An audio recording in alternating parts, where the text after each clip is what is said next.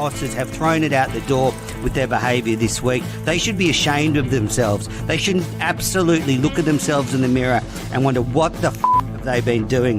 They were hissing at us and calling us cheats in the Lord's long room, and they have the gall to say, talk to us about the spirit of cricket. Absolute bullshit. There's a big appeal that's hit him on the pad. He's out. Lions gone. New South Wales are 9 down. Onto Sydney Road, and it's hit a car. Oh, I think it's hit a car. What a way to bring up your 50. All you want is to leave it all behind. Now there is a simple remedy to stay fit for all eternity.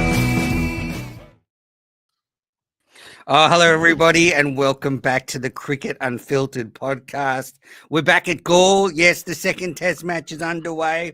And joining me to wrap it up and talk about a few things in the cricket world, I've got Mark Machado back from the Morelli End podcast. And I have to say, I listened to his episode this week, and it was kind of nice to hear people pissing and moaning about their team, Mark, other than myself.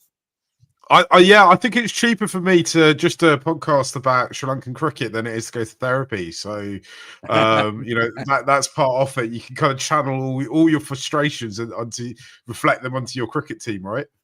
Absolutely. So let's get into it. I think a pretty good day for Sri Lanka. Well, I think honours even after day one of the second test. Sri Lanka finished the day 9 for 229 after winning the toss and batting first. Stark Lyon took 3 wickets. Kuhnemann took 2 wickets.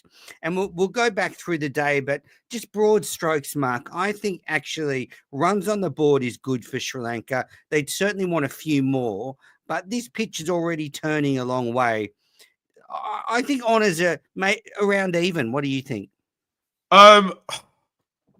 So I think you kind of softened me on this because actually I felt I wanted to see Sri Lanka back to at least lunchtime tomorrow.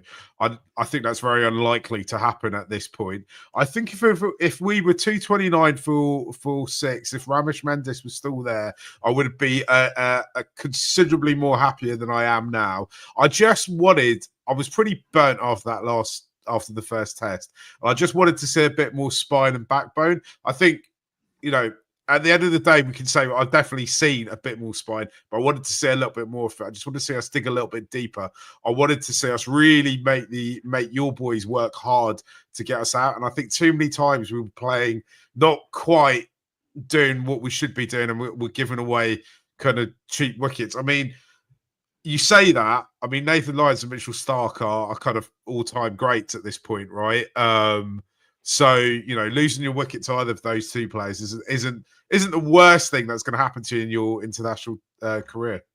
No, absolutely not. And Nathan Lyons spoke to the coverage after playing. He said this pitch is a little drier than the last one. So I think it's actually going to start to go a bit earlier than the pitch in the first test. So I think tomorrow could be very difficult batting for Australia. I mean, the onus will be on Sri Lanka's spinners to bowl well. They didn't bowl that well in the first test. So the onus will be on them to bowl well and try and defend this total. The 229 at the moment.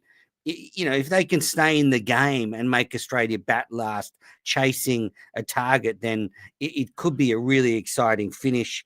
As well, a different pace of play today, Mark. So we saw a run rate of about 2.5 runs per over, quite different to the pace of play in the first test match. This one was a more traditional grind of a test match day. Sri Lanka really dug in there for a while and tried to soak up some balls. Yeah, this is definitely much more of what I was expected to see at Galle. Last time around when Australia only had to bat once, but I wasn't expecting to see definitely a visiting team not come over and score runs as quickly as they did. And what I thought was disappointing, even more so than Sri Lanka's batting last time, was probably how quickly Sri Lanka's bowlers ran out of ideas of how to contain the Aussies. Hopefully this time around, with that picture being a little bit more drier and our bowlers now watching and seeing what Nathan Lyons and co have done, they might have a few more ideas and kind of keep the game a little bit more even when you guys eventually come into bat tomorrow. Yeah, definitely. So let's go back to the toss. Sri Lanka won the toss and elected to bat first. Some changes for both teams. So Todd Murphy was dropped for Australia, and Cooper Connolly was picked to make his Test debut. He's the 471st Test player for Australia, and Australia have had 4 debutants in the last 4 matches, which is quite unusual. Constas, Webster, Inglis, and now Connolly. So he comes in for Todd Murphy, and a few changes for Sri Lanka. Nisanka comes in for Fernando, then Mendes came in and Kumara came in. What do you think of the changes for Sri Lanka? Mendes, Patam Nisanka was a bit of a no brainer. I mean, he could end up. He's got the talent to end up being a kind of all time great for Sri Lanka with the bat. So if he's back fit, so he's got to go straight in. Shada Fernando did nothing apart from burn reviews last time round.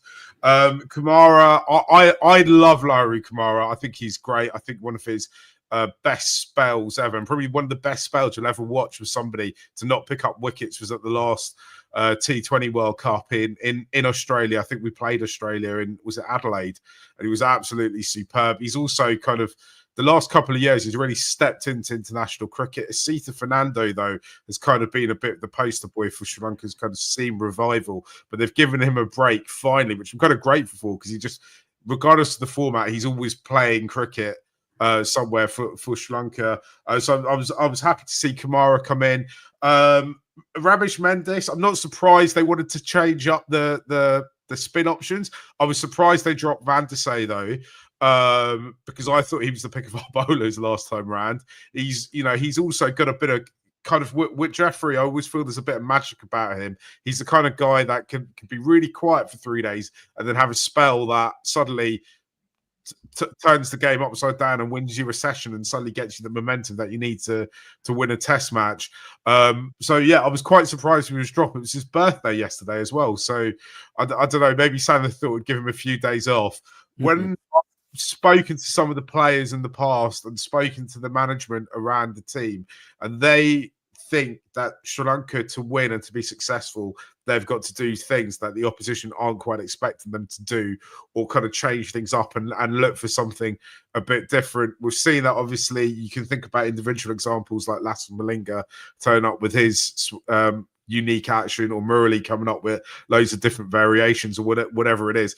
In this case, Sanath has thought we'll drop the kind of pick of our bowlers of last time round.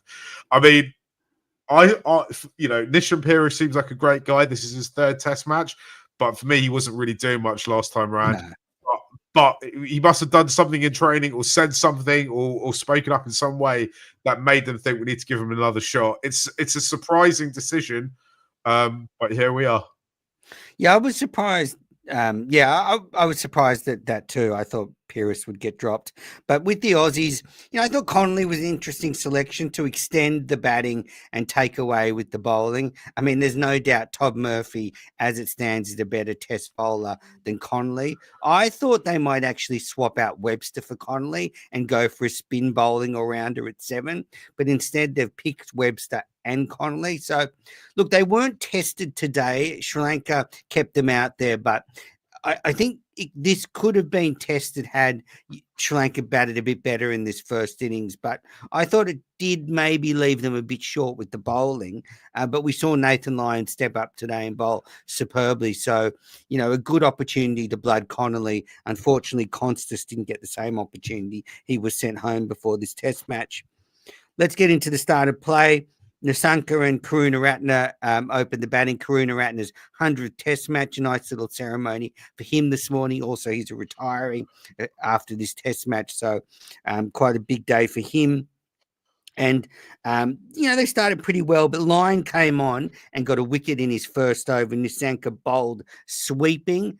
Not a good shot again. I mean, he went right across, exposed his stumps, and it just clipped the leg stump. But yeah, a bit of a reckless shot from Nisanka, because I think he was looking quite good up until that point. Yeah, he's a very talented player. Sri Lanka have had problems with sweeping the last few years. Yeah. And actually, successive coaches now have talked about this, basically since the start of COVID. we've got better at it in white ball cricket, but I still think in Test cricket, for what it makes no sense whatsoever. Because if you look at domestic cricket in Sri Lanka, it's almost overrun by slow arm bowlers, right? So I don't understand why or how we've got so bad at it. And still, I think with Patham, what we've been seeing since he debuted 4 years ago is almost kind of every 3 or 4 months you look at his performance and you can tell it's been better than it was last kind of in the previous three months. So I'd expect him to kind of improve from that, really go work on it, and hopefully in the second, if we get to, well, we will definitely get to bat a second time, he doesn't give his wicket away with a terrible shot like that. But then a really good first session for Sri Lanka. Karunaratne and Chandimal batted through until lunch, and Sri Lanka went to lunch at 1 for 87. And I imagine at this point, Mark, you're pretty happy. I'm thinking, well, this could be a fantastic toss for Sri Lanka to win. They're batting well here. They could get a big score. But then straight after lunch, we saw Lyon take 2 quick wickets. He got through Karunaratne, just pushed him on the back foot and just beat him for pace, really. An arm ball that went straight onto the left-hander, and he was out for 36. That made the score 93 for 2. And then not long after, Matthews was out again, caught by Carey offline, playing at a wide one. He didn't look good at all in that innings, and he was out for 1 off 26 balls. And Sri Lanka went from 1 for 87 at lunch to 3 for 101 after the break. And immediately, Australia returned the tide. And at that stage, Lyon had taken the first 3 wickets, and I thought he bowled just superbly. Yeah, absolutely superb. I mean, I imagine Nathan Lyon probably doesn't have that many more tours of Sri Lanka left in him. I imagine this is probably the last time he'll come over to us. And while I've enjoyed him getting wickets all over the world, I for one will not be too sad to know that he's not coming back. I mean, when he does eventually hang up his boots, he's going to leave a massive big hole for you guys to fill. The one thing I will say, I'll take this opportunity to have a quick word on Dimuth, because he's been an incredible player for Sri Lanka. He actually wanted to retire 2 years ago, but the board kind of talked him out of it and said, kind of keep going, keep playing. And actually, I it's great. On one hand, it's great he's got to 100 test matches. I'm not sure how many other Sri Lankan players in the future will have the opportunity to play that much test cricket. But on the other hand, the last kind of 18 months hasn't been great for him. Today, he was looking all right, though. He looked good. I think, there's a few players we can talk about the Aussie team who I think are probably having the same kind of conversation in their head about when do you time that retirement? When do you walk away? One of the press conferences, because the other conversation we're having is around Angelo Matthews, who, as you say today, man, has just looked all over the place. I felt, and I think his timing might be slightly gone. The Dimuth implied Angelo might retire after our next. We've only got 2 more test matches this calendar year left against Bangladesh. Of course, Angelo loves playing against Bangladesh, so we suspect he'll retire after that. But it's a bit for a kind of moment for Sri Lanka that these 2 greats of our game. These, I feel like Angelo's been playing for about as long as I've been watching cricket. Which isn't quite true. I mean, me and Angelo are about the same age. So he debuted in 2009. So that's 16 years ago. He's played across 3 decades, which is crazy, isn't it? Yeah, it is. Yeah. So Sri Lanka, you lose 2 quick wickets. That brings Kamindu Mendes to join Chandimal. They bat through until drinks in the middle session. And they're looking okay, but the scoring at this stage is really slowed down. So that's the thing. I think the difference between, say, Australia in the first test and Sri Lanka here, when Sri Lanka weren't taking wickets, Australia were really hurting Sri Lanka on the scoreboard and being really aggressive, whereas Sri Lanka never really counter-attacked today. So it did allow Australia's bowlers to settle into a rhythm. And look, there's a fine line. We criticise Sri Lanka for being too reckless. You have to get the balance right. But they went back into their shell. But then drinks in the middle session. And then after drinks, Travis Head started. And gets a wicket straight away. Kamindu Mendes just glided the ball off Travis Head to Steve Smith. For those that remember during the summer, we got the Travis Head finger in the ice celebration again, where he's got a hot finger, he reckons, so he's always getting wickets, so he puts it in ice to cool it down after he gets a wicket. But he got Mendes out. Steve Smith, that was his 197th catch in Test cricket. So that's the most catches now by any Australian in Test cricket, going past Ricky Ponting. Obviously, he needs 3 for 200, but the record is Rahul Dravid at 210. So I think Smith's a real chance to take the most catches in Test history. Mendes, it wasn't a bad ball from Head. It did slide on, but that's a bit of a loose shot for a player that's averaging 70 at Test level.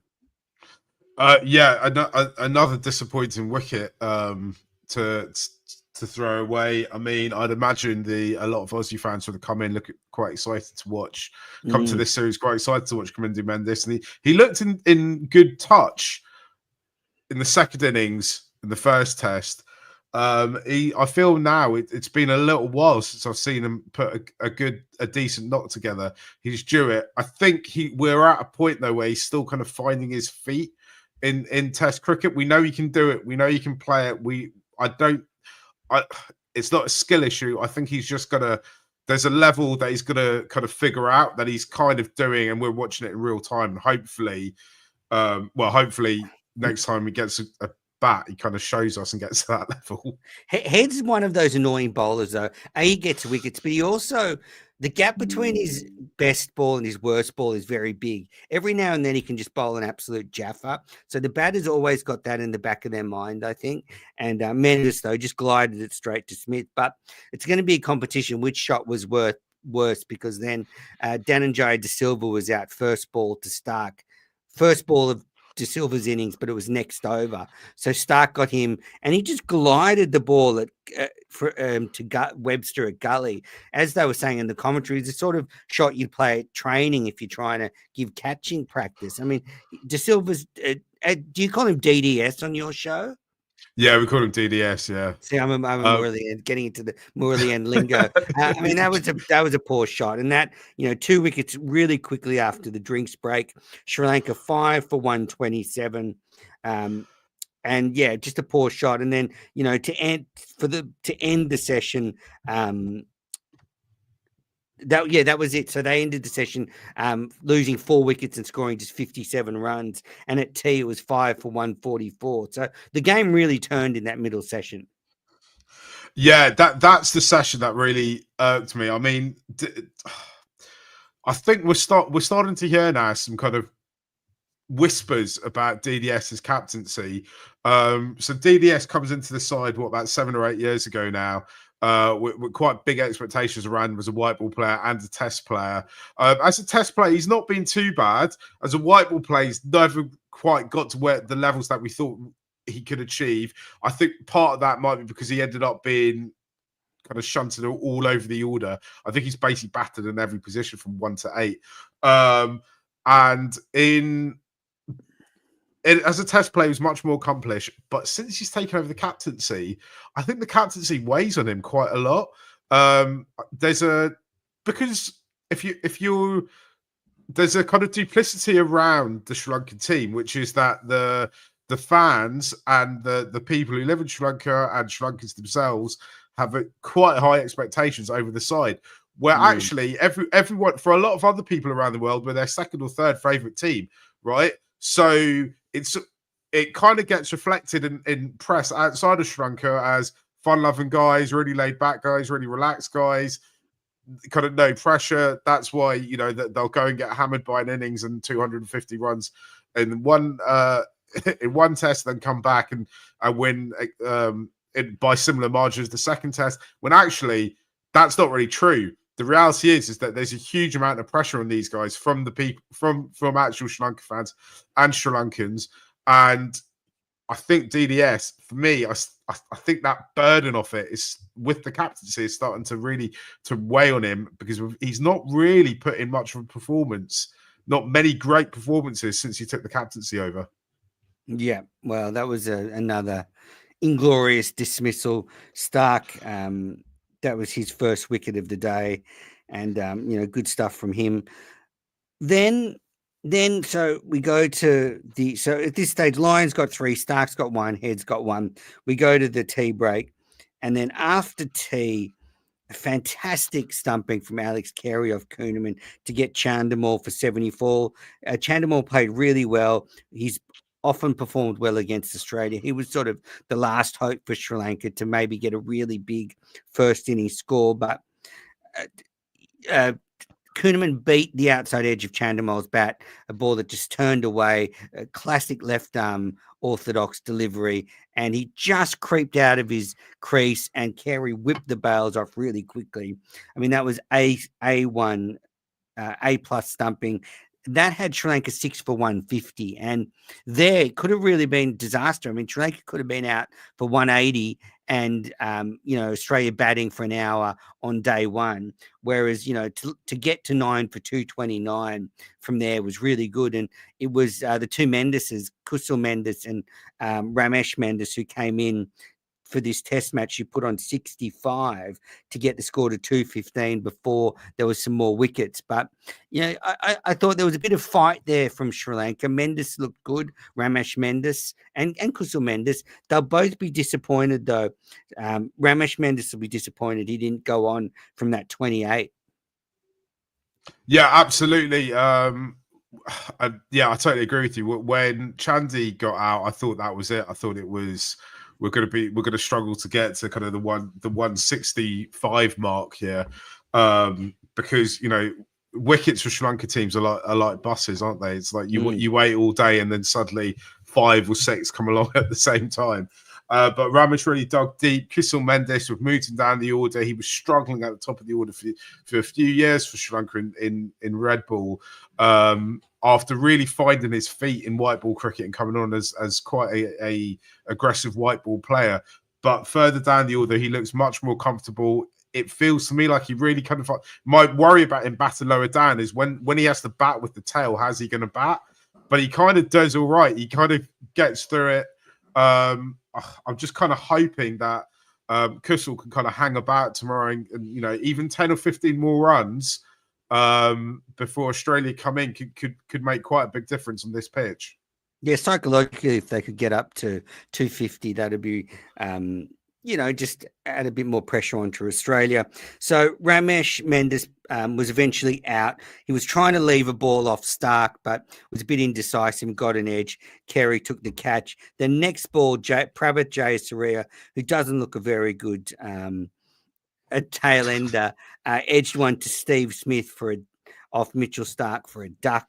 So that was Smith's 198th test catch. So we might see him take his 200th in this game. So Stark was on a hat trick. Paris survived, but then he was bowled by Kuhneman. And that left Sri Lanka 9 for 224, and they added 5 more until stumps. Again, Stark is so impressive in these conditions. Australia doesn't play a lot on the subcontinent, and we don't get reminded enough about how good he is when you're in these kind of conditions. He was reverse swinging the ball. He was conventionally swinging the ball, and he just has that ability on a dead track to bowl wicket-taking deliveries. Yeah, absolutely. What a great cricketer, isn't he? Because I know I mentioned this last time I was on. I think people really underestimate how tough it is playing a day of Test cricket. And I think it's particularly almost more so when you're the bowling side, right? And you're fielding and it's so hard, and then he gets chucked the ball really late in the day and comes up with the magic. Right? Absolutely, it's brilliant. Yeah, so he finished with 3 for 37. He bowled 16 overs. Kuhneman 30 overs, 2 for 53. I thought he bowled very well. Just there or thereabouts all the time, doesn't bowl a lot of bad balls. And I think his reputation is just growing and growing and growing. And, it's hard to believe couldn't find a first class team to play for last season. And he's down in Tasmania now and playing first class cricket. But it just shows the difficulty of these spinners when the conditions here are so different. They don't get many opportunities. And Nathan Lyon, 3 for 78. He really, knocked the top off Sri Lanka early today. Probably, I thought he might have had a bigger haul with that start, but then Sri Lanka did guts it out, and they made Australia stay out there all day, and they bowled the 90 overs, which is rare in itself these days.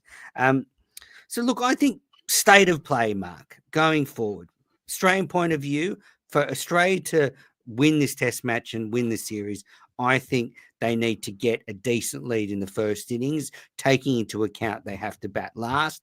So the onus is on them is to bat well tomorrow, maybe into the third day, but they cannot concede, a decent lead to Sri Lanka. If Sri Lanka gets 240, 250, Australia need to get sort of at least sort of 50, 60 in front, because I think batting last on this pitch is going to be very difficult. So that's where I think the game is set up from Australia's point of view. What do you think from Sri Lanka's point of view? Yeah, I think from Sri Lanka's point of view, it's kind of frustrate and irritate if you can for that 10th wicket. Though if you see Kamara swing a bat around, you can only frustrate for so long. And then try and get those wickets early, right? Just don't let the batters get comfortable, because I think that's what happened last time around. I think, coming into it, there was question marks over a whole host of your top order, and within kind of, by tea time of the first day, that was all those question marks were answered. Almost. I think we've got to kind of make it difficult. I like to see Sri Lanka be a lot more attacking in the field. I'd like to see the senior players kind of help the spinners, particularly the ones who had it. Well, I say the ones who had it tough. They all had it tough last time around, and try and get into it. I think we might see DDS and Kamindu bowl as well in the next kind of couple of days, which I think having those extra two options can make quite a big difference, because sometimes batters switch off. Even the best batters switch off when they see, oh right, this is the part-timers coming on. Or like we saw with Travis Head's wicket today, sometimes that someone like Kamindu or DDS are reasonably accomplished spinners in these conditions. They can put a couple of good balls in it and take the wickets that the kind of regular bowlers are finding slightly more difficult to take. All right, so big day for Sri Lanka in the field tomorrow. Big, big day. All right, that is our wrap of day one of the second test from Galle. But we have a bit extra for you in this episode of Cricket Unfiltered. There's been some big news for Australia's Champions Trophy squad. And I also want to talk about the sacking of Peter Lawler from SEN. All right, Mark, let's get into the changes to Australia's Champions Trophy squad. The main news today was that Marcus Stoinis, out of nowhere, has retired from 50-over cricket. That means as well he's out of the Champions Trophy squad. Mitch Marsh has been ruled out. Pat Cummins and Josh Hazlewood have both officially been ruled out. So added to Australia's one-day squad in Sri Lanka is Sean Abbott, Spencer Johnson, Ben Dwarshuis, Tanveer Sangha, Cooper Connolly, and Jake Fraser-McGurk. So I think the 4 replacements will come from those 6 players. But I just want to sort of think about Marcus Stoinis' one-day international career. I think he never quite lived up to his potential in 50-over cricket. He played 71 matches, scored just under 1,500 runs, 650s, 100, an average of a tick under 27. He took 48 wickets, an average of 43 in those 71 games. And, for me in 50-over cricket, I think it's different to T20 cricket, but in 50-over cricket, he in the big tournaments didn't quite perform. 2019 World Cup, he had a poor tournament. 2023 World Cup, he found himself out of the side. So I actually think this is the perfect time for him to retire. He's still got a lot left in T20 cricket, but it is time for Australia's 50-over side to regenerate. This should have been a decision George Bailey and the selectors made, actually, and moved on from him. But I applaud him for seeing the writing on the wall. He probably realises he'll not be at the next 50-over World Cup. But I think personally his legacy for Australia is more in T20 cricket. I've enjoyed watching Marcus Stoinis play. He's had a few memorable innings for all the wrong reasons if you're a Sri Lanka fan. But when he gets going, he's quite something to watch, isn't he? I wonder if he, and I defer to your knowledge on this, because I'm seeing this increasingly with English cricketers and with Sri Lankan cricketers, where actually the kind of system is conspiring against them when it comes to 50-over cricket, because they're playing a lot of T20 cricket. And they're playing enough red ball cricket to be able to kind of get up to speed with the format if they want to take their careers in that direction. But the kind of 50-over game seems to be getting lost somewhere in the middle. And I wonder if domestically around the world, 50-over cricket is not making any money, so they play very little of it in Australia. In England, I know the domestic 50-over competition is being relegated to almost a second 11 type competition. So You're right, those T20 players don't get an opportunity to play 50-over cricket.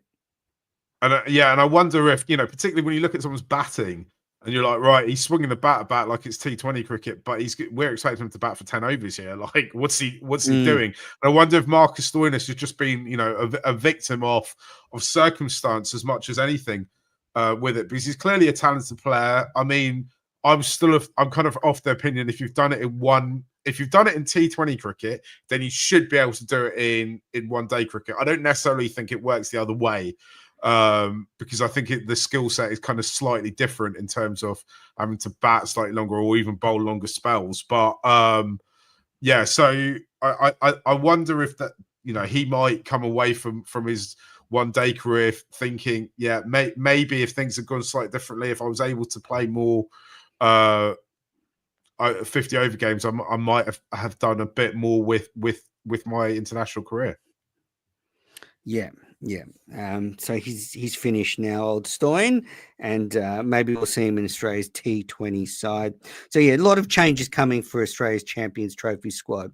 All right, now I want to talk about a really complex issue, which is Peter Lawler's sacking from SEN as a cricket commentator due to his social media commentary around the Israel war in the Middle East. So I guess firstly, Mark's going to stick around for this one, so thank you, Mark. I've thought deeply about this for the last few days. I haven't put anything on Twitter. I think it's a very complex issue, and putting stuff on Twitter can often be counterproductive. And I wanted to talk about it on the show where I could sort of outline my thoughts in a little more detail. For context, I really like Peter Lawler. People will know he's been on this show many times. I do really like him. I think he's a very nice man. He's been very supportive to me, but I actually found his Twitter page quite uncomfortable, so I unsubscribed from it. I don't know, a few months ago. I found the slant of his retweets and some of the stuff he was promoting to be quite abhorrent, and I decided I didn't want to see his Twitter page, but I see Pete at the cricket. I like to talk to him, and his views are his own, and my views are my own. And in the wake of SEN removing him from their commentary, there's been people sort of crying foul about this. But I think the way it works now is if you have social media and you have a digital brand, so Peter Lawler has an individual brand, and if you were going to put opinions on social media, that is part of your brand. It's different if Peter Lawler is around a dinner table talking to his friends about what he feels, but if you're going to put them on a social media account, then they become part of your brand. And the reality is, in the modern world, if SEN, which has their own brand, doesn't want to be associated with Peter Lawler's brand, then they have every right to say they don't want him to work as a freelance commentator. Whether that is right or wrong, that is the way of the world. We've seen that in so many different circumstances. You cannot say it's separate to cricket. You cannot say it's free speech. The fact is, everybody has their own all-encompassing digital brand or brand as a person. And if one brand doesn't want to work with another, then you just have to accept that. I so the only thing I would say about this, Meadows, is because essentially I kind of agree with everything you're saying. The only thing I will add is that I haven't noticed or seen what Peter had been tweeting on his or retweeting onto his timeline. The only thing that makes no sense to me though is that surely when they employed him, they knew, because the test only started 6 days ago, right? This war has been raging for what, 15 months. But they knew what he'd been saying about it and what he'd been retweeting about it well before that test match started. So I just think that it looks to me like there's been a conversation that's been had after the test has started, and maybe I've never lived in Melbourne. I'm not a regular listener of Sen Radio, so maybe this was a secondary or tertiary sport that they're covering, maybe something that wasn't that important, but presumably they knew what they were employing when they employed him. So that's what I find a bit weird about the whole situation. For context, he's been employed with them for a number of years. I think maybe almost 10 years. He's been doing various commentary for them, but so the climate has changed in that time. So he's already on their books as a commentator, but the local climate, obviously, with that war is changing. With the war is changing, but also, there's a lot of anti-Semitism in Australia at the moment, abhorrent anti-Semitism. So the climate is changing. So those sort of retweets from Pete would be under the microscope more than ever. Yeah, but what has happened with his retweets? Has he suddenly become like? Did they see something? Because if they have, I haven't seen it, and maybe it's my fault because I've missed it. Go and look at his page. I mean, it was he was retweeting stuff about he was retweeting Hamas propaganda. He was retweeting stuff about Israeli hostages having been he was being treated well, like hostages treated well, like, oh, they should be so happy that they were taken hostage. And since Peter Lawler has left the Australian, so he was employed with the Australian newspaper, where I guess he would have had to have been a bit more careful with what he tweeted. He left them about a year ago, and I think he's ramped up his political rhetoric on his own Twitter page. I think that the other thing to consider is there's two things. I think people always say try and take politics out of sport. For me personally, I don't think that's possible, right? Because I think sport is an expression of society and the societies that we live in. So therefore, whatever is happening in real life is intrinsically linked to whatever sport people are playing and how they're playing it. I do think, though, that, and this is where I think me and you kind of agree, is that if you are putting yourself in a position where you are saying, I am a cricket content creator, I'm a cricket writer, then you do not necessarily have to, there is no obligation to speak out about every conflict in the world. I mean, there's probably like several other wars that you don't even know about that are going on right now that no one in the cricket world is talking about. I think in cricket that there is a particular issue with people coming from, let's call them more developed countries, preaching to people from underdeveloped countries, and cricket is broadly divided into those two. You can cut the line, preaching about certain topics or certain things that are going on in the news, and I think there is an issue of people picking and choosing. And the thing that I was most surprised with is actually that some of Peter's colleagues, who I assume from looking at their Twitter pages have a similar view to him on this war that's taking place, haven't kind of spoken up more in solidarity with him, because I feel it's interesting though. It's such a vexing issue, the war in the Middle East, and it's so divisive. No commentators really put their opinions out there, because they know that you can get into hot water like Peter has got into. And in fact, most people that have spoken out and supported Peter, it has not been about his supporting his stance on the issue, but supporting Pete as a person. And that's the thing I found it hard to reconcile. I really like Pete. I think he's a Yeah. smart guy, but his Twitter page did not indicate someone that has good sense and balance, and also, if you're going to do what you're saying, if you're going to be a cricket commentator that is really big on these political issues, then you have to understand that sometimes certain networks are going to go, you know what, we don't want to be involved with it, and you know what, there's so many other cricket commentators who we can employ who it'll just be easier. And that's what it comes down to. I mean, I've burnt my bridges at SEN a long time ago, so it won't have a problem. But yeah, that's where I think it's all very well and good to say, oh, we should support Pete, but Pete's got to be a realist. Like, this is the world we live in. You put those views out there, there can be blowback. So from obviously, I'm a million miles away from Australia and from Sen Radio, and from kind of my perspective, and from the what I'm seeing on my social media feeds, is just total and utter amazement and surprise that this decision has been made.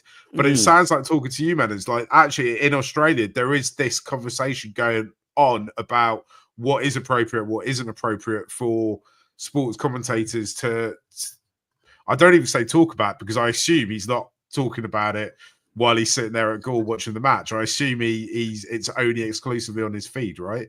Well, I don't know, because everyone's too scared to talk about it, Mark. This is Yeah. the first. I haven't heard any other podcast talk about it, but this is called Cricket Unfiltered for a reason. We'll talk about anything, and it's easy to come out and say he shouldn't be fired. He shouldn't be fired. But if you're SEN, and as I said, you're employing someone. I own a business in Sydney. If I employed someone and they were doing stuff on social media that I found difficult to reconcile, then I would just say, look, you can have your opinions. You are choosing to make them public. I would rather you not work for me. That is just the way of the world. And you can't pick and choose. There's all these issues across sport and politics where sporting bodies get upset with what their athletes do, or what commentators do, because if you make it public, you're open to this. Yeah, so I mean, this comes back to my kind of original point that I made. It's that I just don't. Maybe I've missed it, and maybe kind of, he got to Sri Lanka and decided he was going to ramp it right up. But I just feel like Sen knew what they were employing when they sent him out there. Don't look at it. It's just, for example, all right. So for context, listeners, I am not Jewish. I have Jewish ancestry. I have no affiliation with Israel. So but I am coming to this from that perspective where, I have a real, affinity with the Jewish culture, right? So, what Pete Lawler in his defense said, okay, the majority of my retweeted posts have been about the suffering of Palestinians. The asymmetry of my retweeting reflects what can now surely be seen as the asymmetry of the suffering. Now, I think that is a cop-out. I think that's simplistic. I think if you look at the world that way, and it is so easy to say, what about the kids? What about the innocents? That takes away every other issue that has brought about this war.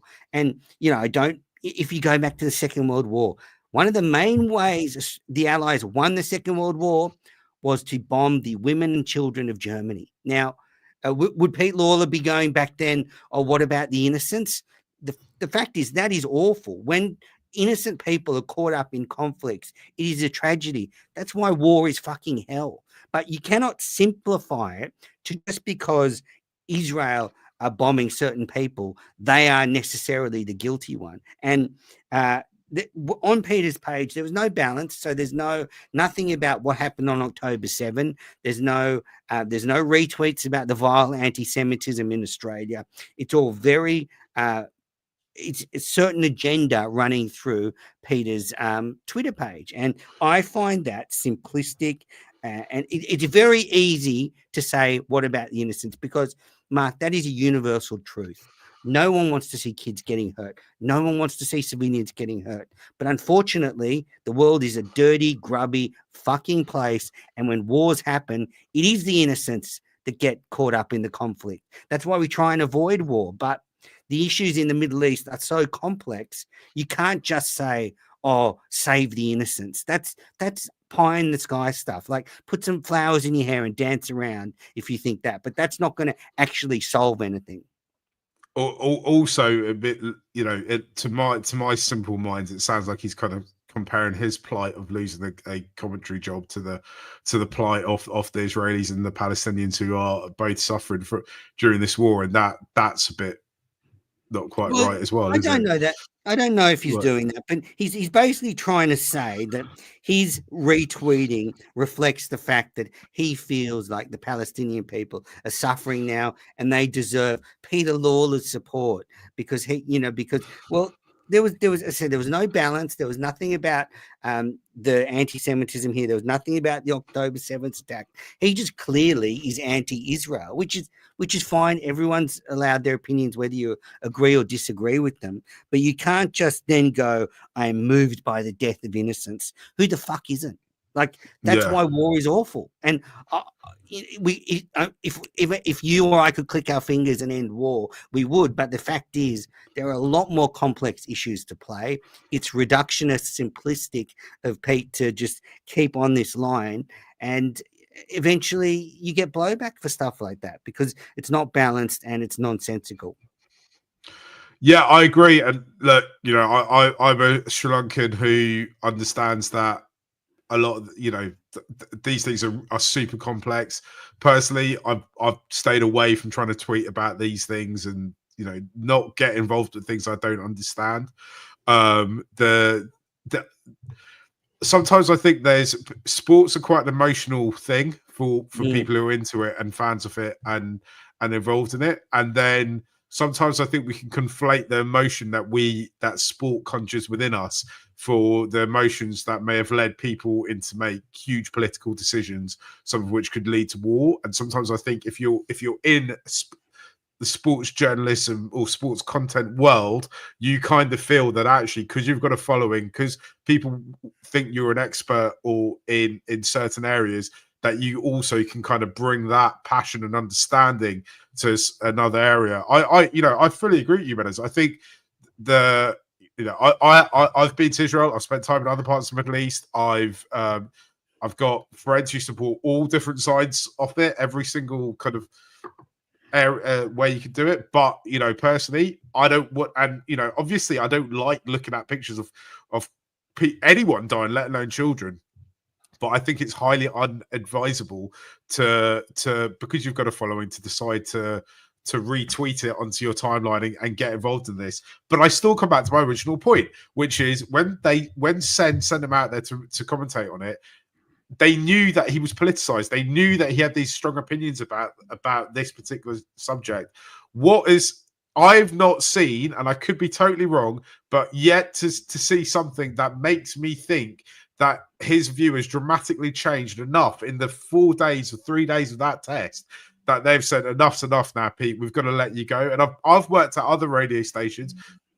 There's a well-known sports radio channel in the UK which has often had issues with presenters where they've had to let them go, and commentators for kind of similar, well, not so politicized, but similar to social media issues.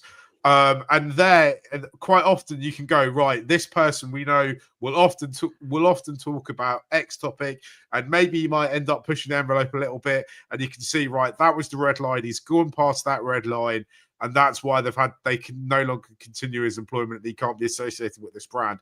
But I'm yet to see that moment with Peter, and Well, that's why I well, think the situation is kind of a bit strange for me. well, I think the context is the climate in Australia is changing. It's Yeah. getting hotter. The anti-Semitism is rising. So that puts more of a spotlight on Peter's actions that have grown more extreme in the last year. So SEN might have been monitoring this. And as I said, I guess they would feel that there was no balance from Peter's, platform, that it was all pro-Palestine, pro-Hamas, but it was never what about the victims in Melbourne where they set fire to a synagogue there? There's no retweeting of that. It's almost like Peter is implicitly supporting anti-Semitism. That's the way it comes across. And I'm sorry, Yeah. but because his Twitter page, there was no there's no balance, then you can't think anything else. So, as I said, I like Peter. I can tell you he's got a great heart. He's a nice man. I disagree with his views. I think he's a dummy in these things. I think it's reductionist. I think being a stupid idealist will not get you anywhere. But that's my opinion, And I don't think Peter should be fired. I think it's sad when people get fired for their political views, but that is the modern world. We can't get around it. If you're going to have a public profile, then you get the good with the bad, and this is the bad. So, I mean, I guess that's where I sort of want to leave it. As I said, I just think this is a very difficult issue, but in the end, I was uncomfortable by his page. If others were uncomfortable, then I can understand that. That doesn't make Peter a bad person, but I think these consequences were brought about by himself, and there's not much more I want to say. All right, Mark. Well, thanks for joining me for this episode. And I love the fact that you wanted to talk about anything with me. Listeners, take you behind the curtain. I did offer Mark. I said, look, if you want to leave when we get into the Pete Lawler stuff, you can. But he was like, no, I want to stay. So I appreciate that. And I enjoyed hearing your views.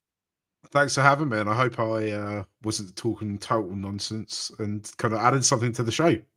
You always do, Mark. So where can the listeners find the Morley End? Where can they get in touch with you? You're doing a lot of great work.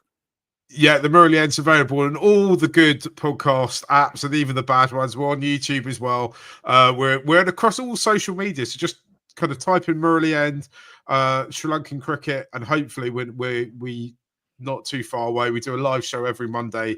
There's 4 of us all over the world come together and chat through everything that goes on. And Estelle's doing updates at the end of every day's play as well.